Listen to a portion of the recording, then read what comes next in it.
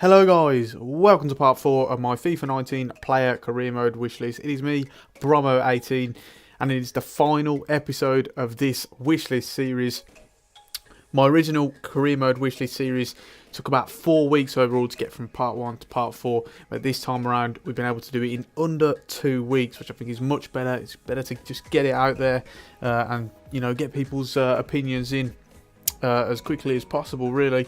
So please, we've been able to get this done in a quicker time.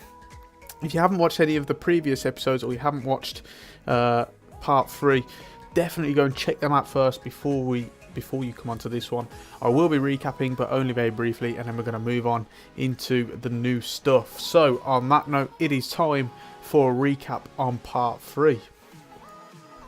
So in the third episode of my Player Career Mode Wishlist, I discussed the potential introduction of storylines, also the ability to select your players' dialogue, and in turn you'll be able to make decisions that will affect the direction of the narrative because of that ability to select what you can say. Afterwards, we discussed potential changes to the progression system to make it more like pro clubs. We discussed how they hadn't implemented the same changes that they'd done in pro clubs into Player Career Mode and how that needed to be done. On top of that, I mentioned the potential addition of purchasing traits with trait points. Again, this is also in pro clubs slightly, but I meant more in the sense of adding new traits on top of that, such as the leadership trait, which we alluded to as well. And finally, changing training to something to a mode that's more similar to that of the journey, where it also has an effect on your role within the side and whether or not you'll be a starter if you're not training so well, rather than having the 5 slots that we always see. Quite boring, not very realistic, and everyone just, I imagine, sims past it anyway. I know I certainly do. So yeah, they were the changes that we recommended in part 3, and now it is finally time to get into part 4 and round off the whole series. Now I want to start off by talking about squad standing. Now this is quite actually difficult to explain what this means, so the way I'm going to have to explain it is by simply talking about the points. And the first point I wanted to raise, in what I believe should be added into Player Career Mode, is being able to start in the under 18s and under 21 squad if you aren't good enough for the first team yet. Now this actually used to be a feature in FIFA's gone by. FIFA 10 in particular is one that I can remember that had this, possibly FIFA 11 as well. You used to start in the reserve teams, as they were called then, and you would work your way up. You'd be a much lower rating than what you start as. You start as a fairly high rating now, into the 70s, which in itself is a slightly frustrating, a bit unrealistic if you want to work your way up from the very bottom. So yeah, this was really good, and it would make it more gratifying to be able to get into the team, rather than nowadays, if you're not good enough, you'll simply just put out a team and you have to sim almost every match, which is boring, unrealistic. Let's just get into the 19 squad and work our way up. That slightly leads on to my next point, in that perhaps if you are a youth player, you get played in a cup game, or one of the players with you, a couple of the players with you get injured, and the manager is forced to play you in that game. If you impress, if you play well, you may get a chance to train with the first team squad and even play in the team as well, because of the fact that you've impressed. And that, again, that would be really good. That's just a fair representation of real life, as well as the fact that it just brings more of a challenge to us as the player. It's so easy nowadays, in my opinion, just to be settled. You settle into the first team squad, again, similar to the fact that your rating starts much higher than what I believe it should, and then you don't really have that sort of that feeling that a lot of players do, which I know I've seen a lot of them talk about it in the past, how they broke their way into the side, they managed to steal a place, and they had to deal with all those new elements of training with first team players, maybe some members putting it on them, sort of thing. So yeah, if we can get this into back into career mode, that would be really, really good. So next on the list, I want to talk about having the ability to actually start as a sub in game, and maybe either come on, or you just don't come on, you're just a sub for the whole game. what happens in FIFA is that you just can't be a sub. You either play the game or you have to sim it, and that is so strange to me. And I've alluded a lot in this series to, well, PES can have it, why can't we? And I'm going to revert back to that again. PES has this feature, so why doesn't FIFA? I feel like it doesn't even take a lot for this to be added. You could just have the visual sim screen, and it just plays through extremely quickly, as it does in career mode. And if you come on, then you go into the game, and if not, it will just sim through it, and that's about it. Perhaps even the option to watch the game, maybe fast forward it slightly, anything like that. That's what happens in PES. So why don't we have this in FIFA? It just, again, it sort of takes moments away from you as well, because there are times if you're in and out of a squad, you would usually be on the bench in that situation, but because that isn't on offer, you just miss out on the occasion entirely. And it may be a cup final or something, and then you've missed out on that purely because EA haven't introduced a feature that should be in the game. So yeah, let's get that in there, and hopefully it comes in next FIFA. So that rounds off squad standing. Next, I want to talk about potential improvements to the AI. Now these cover a wide basis, but there are a couple in particular that are absolutely vital. I know it gets frustrating, for people who just see this sort of thing happening and it isn't rectified.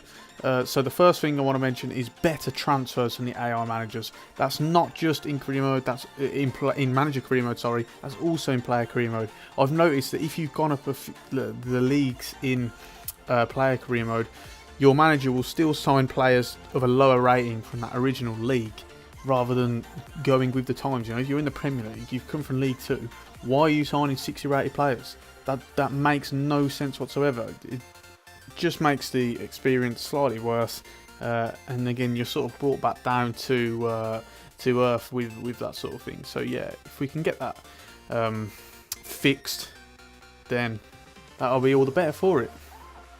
Next on the list of AI improvements is more intelligence from the AI players. Now I tend to find, I don't know if anyone else has this problem, but I play my games on Legendary and all the games usually end up 1-0 or 0-0. And it's so frustrating, it gets extremely boring for me, and it comes down to a lot of reasons. One is that players just can't pick passes. It's just pass between the back four, and it will eventually slowly up, and it's all down to you as the player to change it. But then when it comes to you as the player, I've noticed that I go on a lot of runs down the middle and the space just opens up for me. Opposition players will literally move out of the way and I can just run in on goal, and it's so annoying. Bear in mind I'm on Legendary, and then it gets to the point where I feel like I've got to start using sliders, so then it just makes it even more unrealistic because you know that the goals are essentially fake. So let's get the improvement on this. They always, every year, EA Sports always put on perhaps the first improvement in their launch trailer, in their reveal trailer, is about how the AI have improved, how defending and attacking etc. has become more realistic, but it's definitely not the case in my opinion, so there needs to be much work on this. Finally on the list to AI improvements is once again managers, but this time how they won't change formation, and if you don't play in a position in that formation, you simply don't play. And I've noticed this particular when I've gone out on loan somewhere. For some reason the club's loaned me in, perhaps I'm a left winger, and they don't play left-sided players, they have a narrow formation, and then I just don't play for the rest of my loan spell. And I sort of think, well, what is the point? If you're going to loan in a left winger, are you surely not playing a formation with a left winger? That seems fairly obvious, but again, they don't rectify these sort of major problems, fundamentals as part of the game. So we need to see this fixed immediately, because once again, it ruins the experience slightly as well. Because on top of what the example I used, if you find that your formation is just simply getting boring for you, or it isn't working, perhaps your team's losing a lot of games, managers are generally going to try and change it around a bit. They're going to try and change tactics any way they can to get those wins.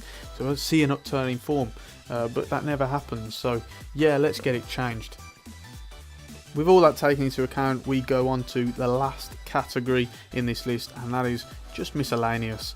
There's a couple of minor improvements and additions that I want to see added here, but they do bug me nonetheless. And the first one is better compiling of stats, and international stats in particular.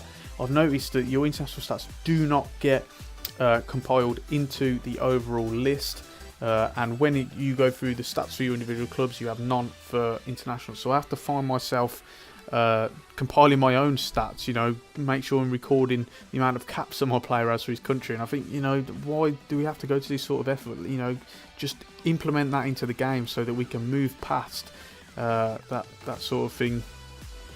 And I don't see why not. You know, if you can do it for the clubs, you can do it for your international team. So yeah, let's get that done. And finally, I would like to see more recognition for player awards.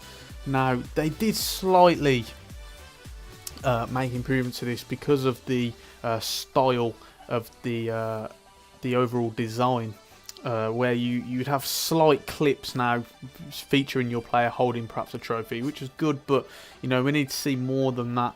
And one thing I'm looking at in particular, which I did allude to in the last episode, I believe it was, is adding a virtual trophy cabinet, similar to the one that was used to be on pro clubs, where you could look at all your trophies and it was in some sort of room and they were all, you know, simply on the wall, and little things like that would help.